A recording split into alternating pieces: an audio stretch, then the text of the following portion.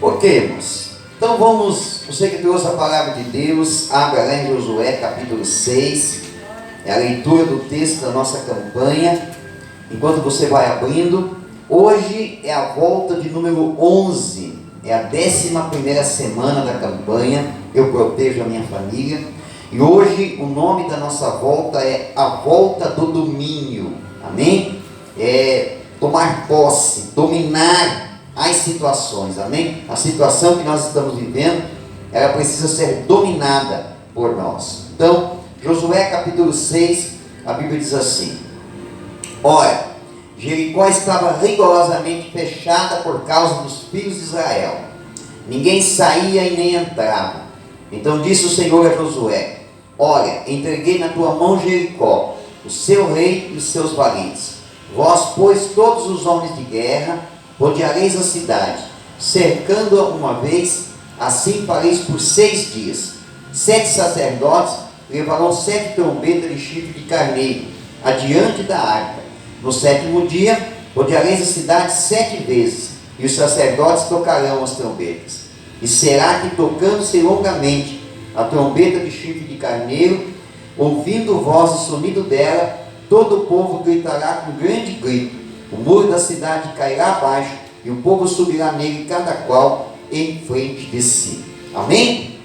Bom, queridos irmãos, lá no começo da Bíblia, lá no livro de Gênesis, a Bíblia diz que Deus, em uma das suas manifestações com relação ao ser humano, Deus disse que o ser humano, ele dominaria na face da terra. Amém? Ele dominaria. Deus fez o ser humano para dominar e não para ser dominado. Essa manifestação de Deus, ela soa da mesma forma que ela soa como uma ordenança.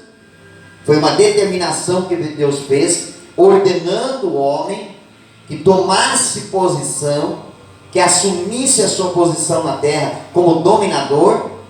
Da mesma forma, isso soa também como uma promessa de Deus para o ser humano. Deus dizendo para o ser humano assim, ó: se você tomar posição, se você agir, você tem a capacidade de dominar. Então nós, os seres humanos, nós fomos feitos para dominar e não para sermos dominados. Seja qual for a situação, circunstância, ou mesmo algum tipo de ser, nós não fomos feitos para sermos dominados. Nós fomos feitos para dominar. Aqui na face da terra, nós fomos feitos para dominar. Mas o ser humano, ele tem uma tendência ou de esquecer dessas promessas e dessa ordenança, esquecer que ele tem a capacidade de dominar. Então, o fato de esquecer, não toma a sua posição, não age como um dominador. Como também o ser humano, ele tem uma capacidade de inverter esta posição.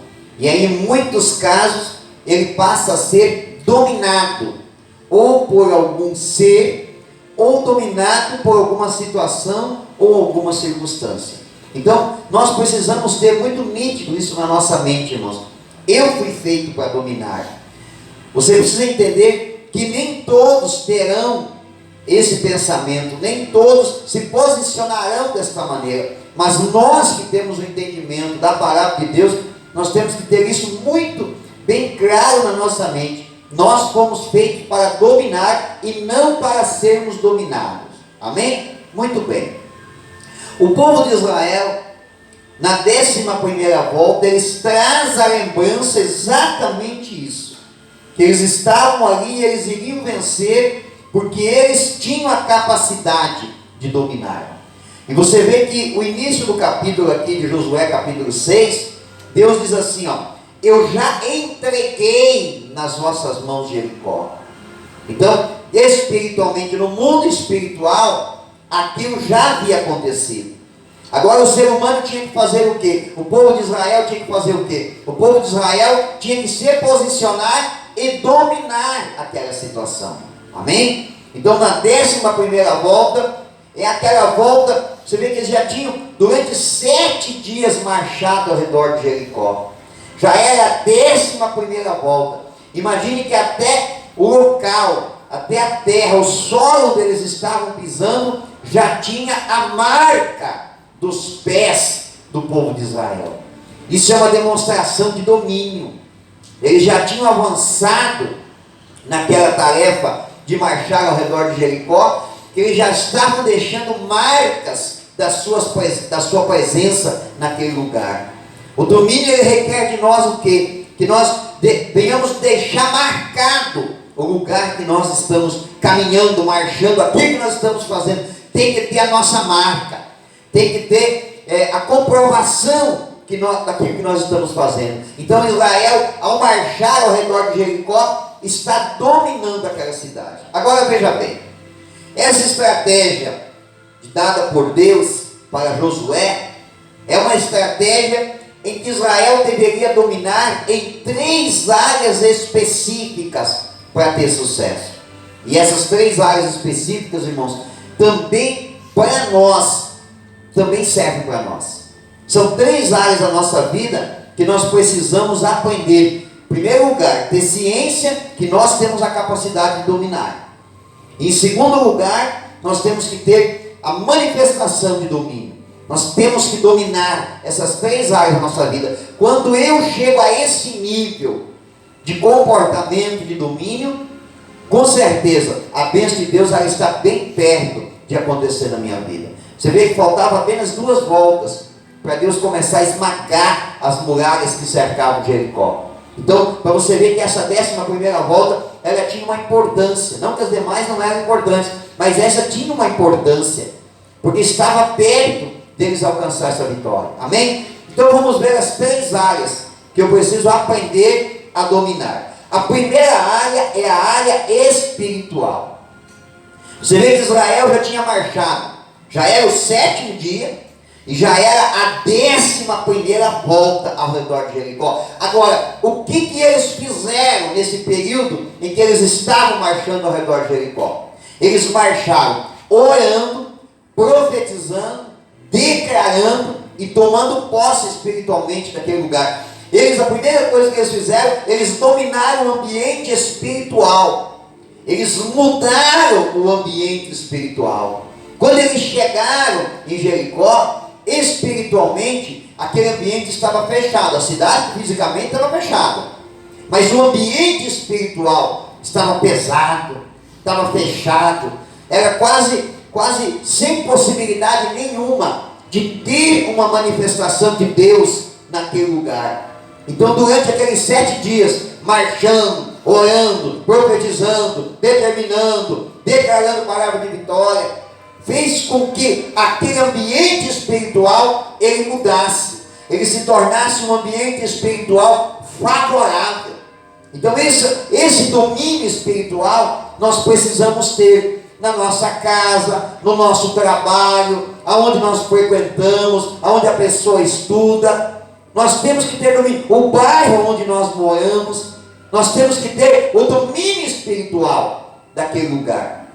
Eu me lembro de uma situação, quando eu pastoreei uma cidadezinha bem pequenininha, e quando eu cheguei lá, irmãos, tinha um camarada, que ele era o maior batuqueiro da cidade, ele era temido pelas pessoas, todo mundo respeitava ele, todo mundo tinha medo dele, porque sabia que ele fazia trabalho pesado mesmo.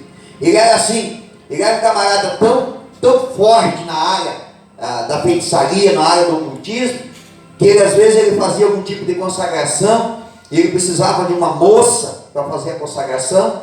Ele ia em festas, em bailes, e ele se transfigurava, e a moça olhava para ele, ele seduzia uma moça, a moça olhava para ele e enxergava nele um rapaz bonito, esbelto, novo, e na verdade ele era totalmente ao contrário, não tinha nada de beleza, era um homem de idade, mas ele se transfigurava. Aí arrastava aquela moça para um local para poder fazer a prática, né, daquela consagração macabra. Isso todo mundo conhecia a história dele. Várias pessoas que caíram na mão dele tiveram grandes tragédias na vida dele. Quando eu cheguei na cidade, e ele era exatamente no bairro onde eu assumi a igreja, e disse que ele ia em todas as igrejas evangélicas, sentava no último banco assistia o culto, mas não esboçava nenhuma reação. Quando eu cheguei lá, que eles falaram isso para mim, eu comecei a orar. E eu sentia que naquele bairro tinha um peso espiritual, tinha uma amarra espiritual. Eu comecei a travar uma grande batalha espiritual, porque além de ser uma pessoa do ocultismo, ele era agiota. E tinha no mínimo uns 4 irmãos da igreja que estavam debaixo das garras dele por causa da agiotagem. Então eu lutei, foi 2 anos e 3 meses que eu tive naquela cidade. 2 anos e 3 meses eu lutei muito espiritualmente. Graças a Deus, 3 eu consegui livrar da mão daquele camarada. Eles conseguiram sair fora. Um deles não conseguiu. Era dono de uma empresa de ônibus. Foi à falência, perdeu tudo. Perdeu o casamento, perdeu tudo, voltou a zero.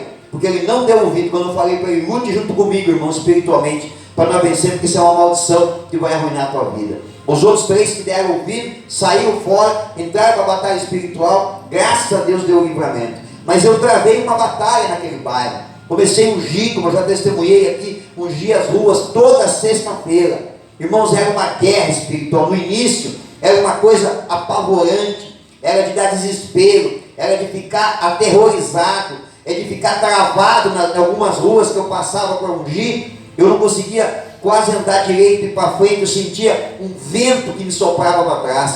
Mas foi um tempo de muita batalha espiritual. Só que a partir de um certo momento em diante, de tanto ungir a rua, de orar, profetizar e bater de frente espiritualmente, ele não conseguiu fazer mais nenhum tipo de trabalho no bairro. Então ele tinha que sair e ir para um bairro vizinho. E um dia ele conversou com o irmão da igreja e falou assim: ó, depois que esse pastorzinho de vocês inventou essa história de orar na rua aí na sexta-feira de noite, eu não consigo mais baixar nenhum guia meu aqui nesse bairro. Eu tenho que ir lá no outro bairro fazer trabalho para invocar os meus guias. Então é domínio espiritual. A primeira coisa que você tem que fazer é ter domínio espiritual. Se você sente que na tua casa existe algo espiritual, opositor, que te oprime, que te amarra, que você de repente até tenta orar, não consegue, ou quando vai orar, sente arrepios, sente tontura, sente náuseas, você tem que entrar numa batalha espiritual. A primeira coisa é vencer, é dominar espiritualmente. Você tem que lembrar que você é um filho de Deus, você entregou a tua vida para Jesus, então sobre a tua vida resplandece a glória de Deus. Você tem que saber que você é uma autoridade espiritual. Se você ora, se você jejua, se você é comprometido com o reino de Deus, você é uma autoridade espiritual. Você tem que combater espiritualmente, você tem que guerrear espiritualmente lá naquele lugar. Você tem que determinar em nome de Jesus, domine o ambiente espiritual. Mostre que você é um servo de Deus, que a presença de Deus, ela vai dominar aquele ambiente, amém? Por exemplo, a minha casa, é uma casa que eu oro em qualquer lugar da casa, no quarto, na sala, na cozinha, no outro quarto, em qualquer lugar. Eu dobro o meu joelho, eu oro, eu sinto a presença de Deus, porque é um lar consagrado, abençoado, ungido, é um lugar onde a presença de Deus faz parte. Tem gente que acha: não, pastor, a minha casa é muito pesada espiritualmente, eu vou mudar de casa. Nem sempre mudar fisicamente de local vai resolver o problema. Porque o problema não está relacionado exatamente com o ambiente físico, mas sim com o ambiente de convivência das pessoas. Então, primeiro, domine espiritualmente, orando, clamando, jejuando. Pastor, isso vai dar trabalho? Vai dar trabalho, irmão, lógico que vai. Tem que levantar de madrugada para orar, tem que ungir a casa, tem que clamar, tem que profetizar, tem que vigiar o que sai da nossa boca. Porque da mesma forma que eu tenho legalidade, autoridade espiritual para dominar o ambiente espiritual, se eu não tomar cuidado, eu posso delegar também que coisas do mal dominem a minha casa. Então, a primeira tarefa é dominar. Olha só que interessante. Abre a tua Bíblia lá em Atos capítulo 4, versículo 31. Aleluia. Aleluia. Glória a Deus. Aleluia. Santo é teu nome. Uma outra prova de domínio espiritual foi a minha vida para Santo Antônio da Patrulha. 2 anos e meio nós pagamos o preço, irmãos. 2 anos e meio nós sofremos. Foi guerra espiritual. Mas a gente não desistiu, clamando, orando, ministrando, pregando, ungindo. Andei pelas ruas, ungindo, fiz várias coisas, determinando e dominando espiritualmente, amém? Depois começou a vir o crescimento, né? Muitos de vocês conhecem só o lado da vitória, né? Não conhecem o lado que nós pagamos o preço, mas nós dominamos primeiro espiritualmente, né? Com muita oração, com muito clamor de Deus, amém? Então vamos lá. Atos capítulo 4, versículo 31 diz assim, ó: E tendo orado, moveu-se o lugar em que estavam reunidos, e todos foram cheios do Espírito Santo, e anunciavam com ousadia a palavra de Deus. Amém? Essa passagem fala dos discípulos que estavam reunidos numa casa. E o que eles fizeram, irmãos? Eles oraram. Eles estavam ali orando, clamando, estavam mudando o ambiente espiritual. De repente, o que aconteceu? Mudou o ambiente espiritual. Aquele ambiente talvez que no começo era um ambiente meio frio, talvez um ambiente não muito favorável às manifestações de Deus. Daqui a pouco aquele ambiente espiritual mudou. Os discípulos, eles dominaram aquele ambiente espiritualmente. Então o Espírito Santo se manifestou, porque o Espírito Santo já estava sobre a vida deles. E quando o Espírito Santo se manifesta naquele lugar, o que acontece? Eles ganham ousadia. Eles começam a pregar com mais ousadia. Então quando eu domino espiritualmente, quando eu tenho domínio espiritual da situação, eu também recebo sobre a minha vida mais ousadia. Ousadia naquilo que eu vou fazer, naquilo que eu estou batalhando, naquilo que eu estou buscando. O povo de Israel marchou e deu 10 voltas ao redor de Jericó. Essas 10 voltas deram para eles o que? Domínio espiritual. Foi por isso que quando chegou a hora de começar a declarar a vitória, para que os muros caíssem, eles gritaram com ousadia, com determinação, com coragem, com garra. Aleluia! Então, primeiro, domine espiritualmente. Segundo lugar, domine fisicamente. Olha o que a Bíblia diz: ninguém saía e nem entrava de Jericó. Quer dizer, Israel, ele dominou o ambiente físico. Eles cercaram a cidade. Eles mostraram para os moradores de Jericó que eles não estavam ali para brincadeira, que realmente era real o que eles estavam fazendo. Então eles cercaram, eles se posicionaram. Irmãos, ouça bem o que eu vou dizer para você. O posicionamento espiritual, o domínio espiritual é fundamental na nossa vida, mas ele sozinho não nos trará o sucesso e a vitória. Tem um certo momento, tem momento que é momento de você dominar espiritualmente. É só o momento de orar, é só orar, dominar, buscar de Deus, é o que você tem que fazer. Mas chega no momento que é a hora de você dominar fisicamente, é a hora de você se posicionar. Não adianta ficar dentro de casa orando, pedindo para algo acontecer, mas você não se movimenta. Você pode ver na Bíblia que várias vezes Jesus, manifestando o seu poder, disse o que para as pessoas? Por exemplo, disse para Zaqueu: desce da árvore, porque me convém entrar na tua casa hoje. O que ele disse para Bartimeu? Tragam o cego até aqui. O que ele disse para aquele outro cego? Disse para ele: vai e se lave no tanque de Betesda. O que Eliseu disse para Naamã? Vá e mergulhe lá no Rio Jordão. Havia domínio espiritual da situação, mas também era necessário um domínio físico. É um posicionamento, se posicionar diante da situação humana. Amém? Então isso é importante. Olhem só o que diz Mateus capítulo 28, versículo 20. Nós precisamos aprender com isso. Mateus 28, 20. Acompanhe a leitura aí na palavra de Deus. Diz assim, ensinando-os a guardar todas as coisas que eu vos tenho mandado. E eis que eu estou convosco todos os dias, até a consumação do século. Amém? Jesus está contigo, irmão. Você não pode esquecer disso.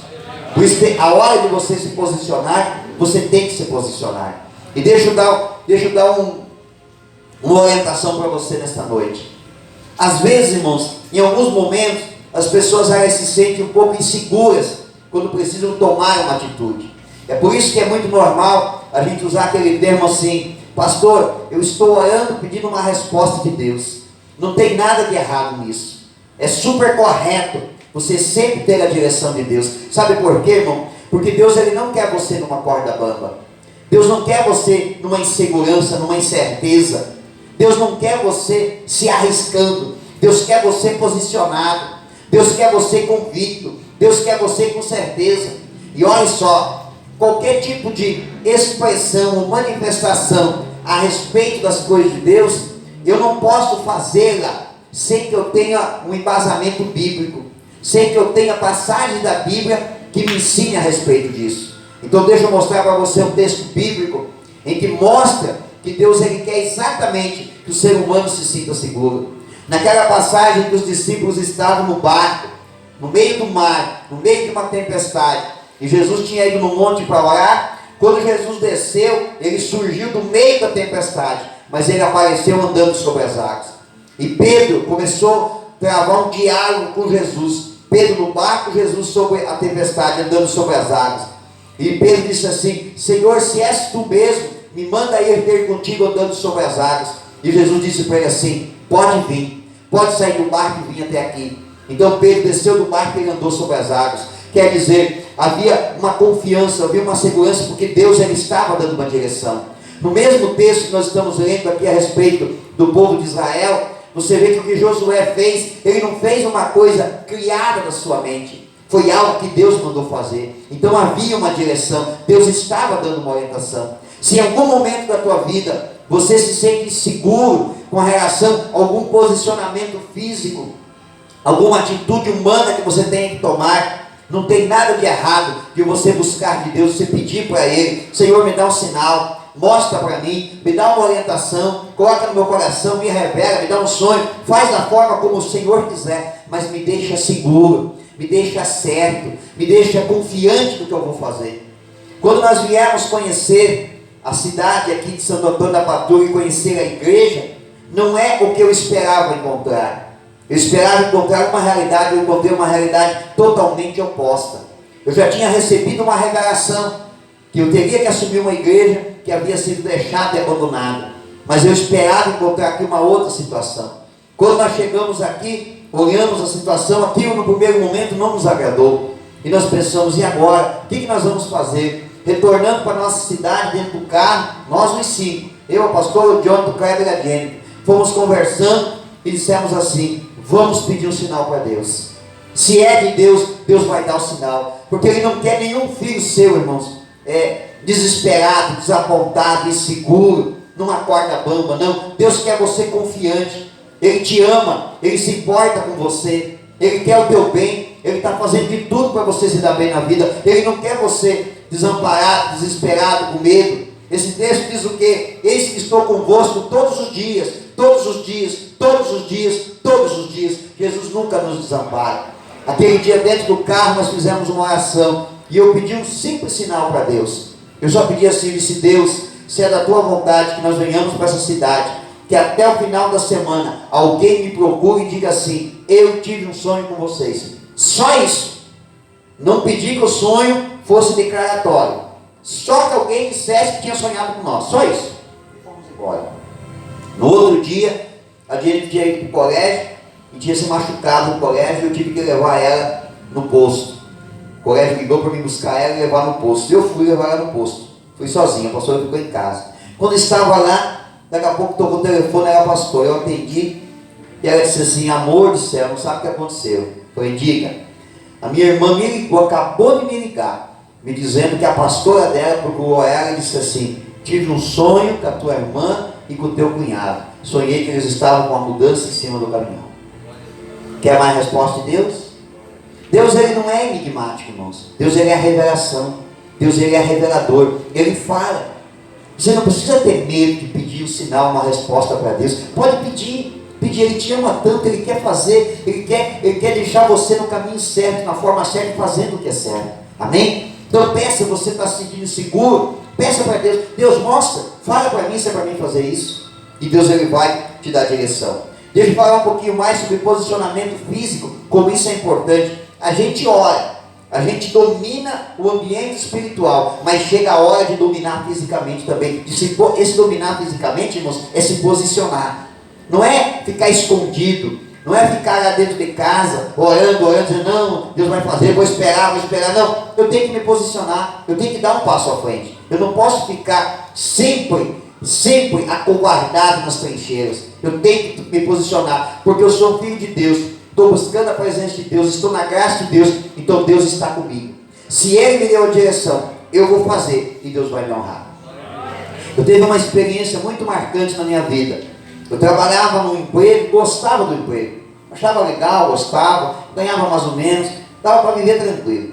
E eu estava vivendo um momento assim muito bom na minha vida, tanto espiritual, na igreja, como também com a família, estava tudo ótimo, o emprego também estava tudo maravilhoso. Mas eu já estava orando há algum tempo, que eu tinha o desejo de ter um emprego melhor, ganhar um salário melhor para proporcionar coisas melhores para minha família. Eu tinha aquele desejo de ser chefe, de poder mandar nas pessoas, né?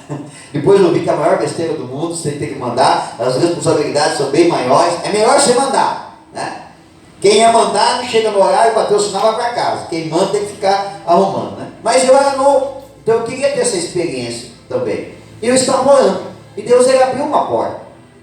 Deus enviou uma porta na minha direção e me abençoou, me proporcionando um trabalho melhor ainda, um salário bem maior do que eu ganhava, uma posição boa, pude montar minha equipe de trabalho. Então era um ambiente assim, que eu tinha domínio lá no ambiente, né?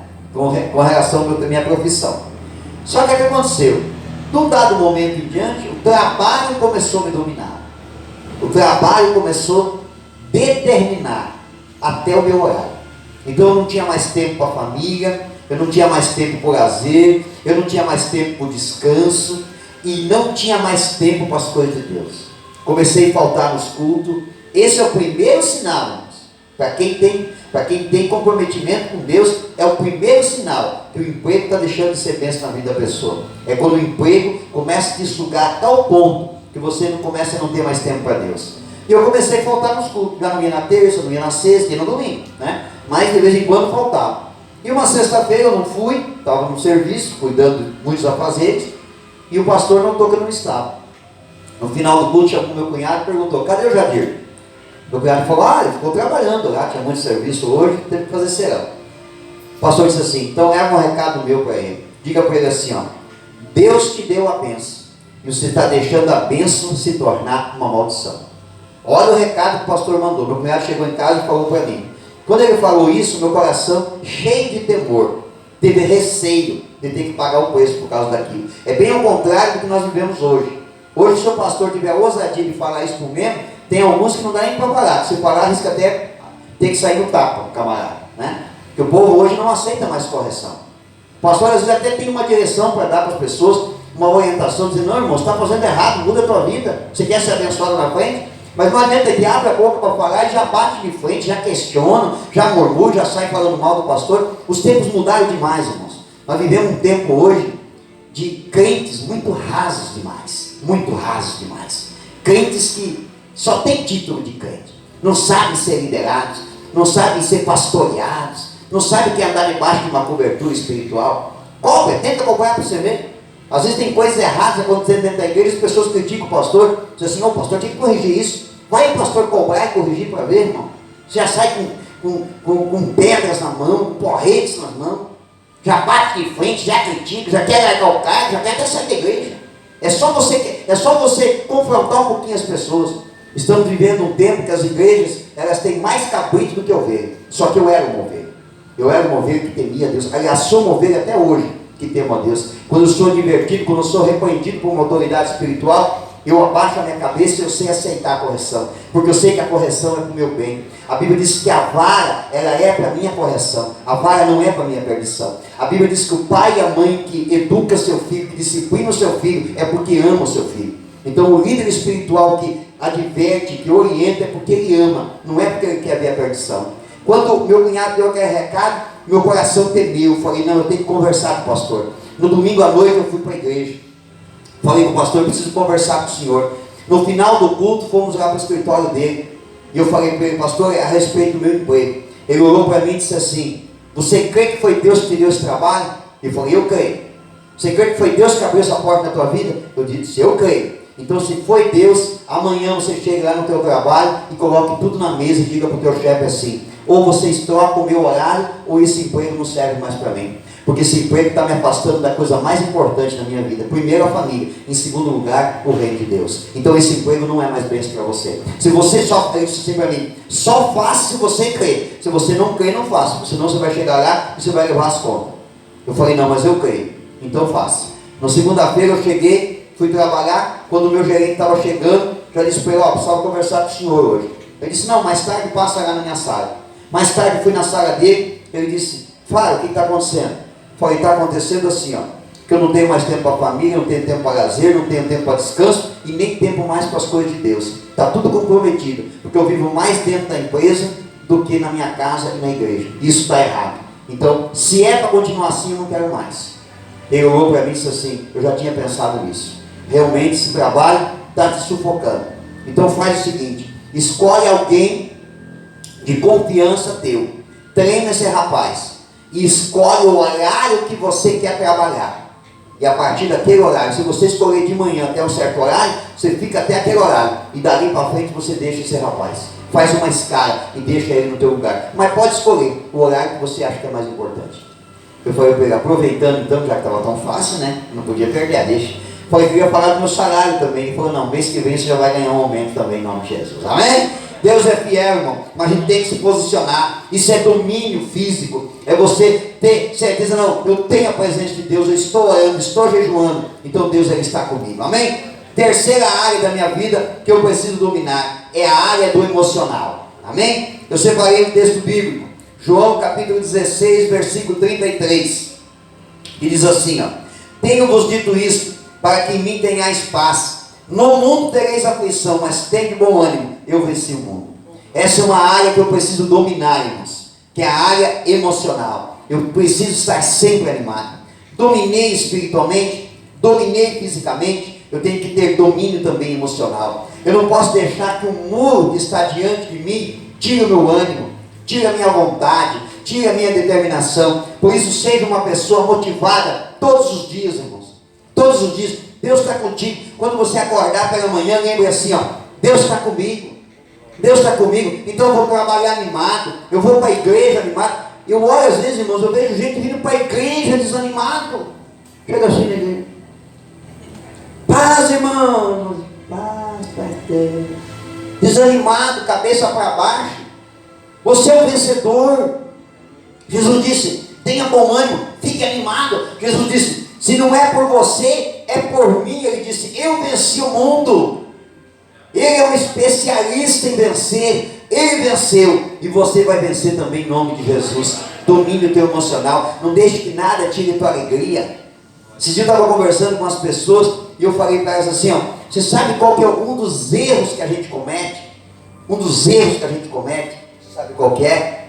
É assim, ó: você olha para 10 pessoas, 9 são pessoas boas, e tem uma que não presta, não vale nada. Quando você vai falar, você fala de quem? Você fala da que não presta. Não, tem que falar das 9 boas. Tem que enaltecer as qualidades. Deixa que não presta de lado. Ela já não presta, deixa ela de lado. Ela não serve como referência para nós. Nem vamos mencionar. Vamos falar das coisas boas. Acontece 15 coisas boas na nossa vida durante a semana. Acontece uma ruim. Eu passo o final de semana todo falando da coisa ruim. Isso vai te desanimar. Fique animado. Essa semana aconteceu isso de bom. Essa outra semana aconteceu aquilo de bom. Aconteceu isso, aconteceu aquilo, aconteceu aquele outro. É que nem quando você vai pagar uma prestação. Tem gente que pega o carnê para pagar a prestação. Aí, ó, mais uma conta. Mas tem dinheiro que chegue. Mas o que é esse carnê? Ah, é daquele sofá macio que eu sento nele todo dia. Mas eu não lembro do sofá, eu lembro do carnê. Vai ficar desanimado, irmão. Então te anima. Olha para as coisas boas, para as vitórias que Deus já te deu, para as conquistas e para aquelas que lá no mundo espiritual já estão prontas. E o teu ânimo vai ajudar a determinar que elas aconteçam na tua vida, em nome de Jesus. Amém? Se coloque de pé para nós orarmos pela tua família. Pegue na mão o folheto da campanha e olha, domine fisicamente, domine espiritualmente, domine espiritualmente, emocionalmente, que Deus vai te abençoar grandemente. Coloque, levante para o alto o folheto da campanha. Amado e eterno Deus, em nome de Jesus que nós oramos, ó Pai. Oramos pela família, oramos, ó Deus, pela nossa vida espiritual, pela nossa vida emocional e física. Que o Senhor nos dê domínio. Nós cremos que nós fomos feitos para dominar. Então nós vamos dominar em todas as áreas da nossa vida, Pai. Assim nós determinamos o nome de Jesus. E nós queremos andar sempre animados, sempre de cabeça erguida. Hoje andará baixinho e andará mais. Quem sabe nesta noite você entrou neste lugar, talvez diante de alguma situação, desmotivado, desanimado, querendo jogar tudo para o alto, eu quero dizer para você: te anima, meu irmão, te anima, minha irmã, tenha bom ânimo, Deus é contigo, não vai te desamparar. Ele sempre cuidou de você e Ele sempre vai continuar cuidando. Ele te ama, você é importante para Ele. Então levante a cabeça, você vai alcançar sim, você vai conseguir essa vitória. Você está buscando algo importante para a tua vida e talvez a circunstância tenha te empurrado para baixo, mas eu quero te dizer nesta noite que a mão de Deus está te empurrando para cima, está te motivando, dizendo para você: você vai conseguir, você vai alcançar essa vitória em nome de Jesus. Amado eterno Deus, oramos pela família. Ao formarmos a campanha Eu Protejo a Minha Casa e a Minha Família, nós declaramos o nosso lar guardado, protegido e a nossa família abençoada. Pedimos que agora o Senhor nos leve em paz, guardados e protegidos do grande amor de Deus Pai, a graça do Senhor Jesus Cristo e a comunhão consoladora do Espírito Santo seja com todos e com todos permaneça no nome de Jesus. Amém e graças a Deus. A todos uma boa noite, uma boa semana. Vá em paz e que Deus continue te abençoando em nome de Jesus.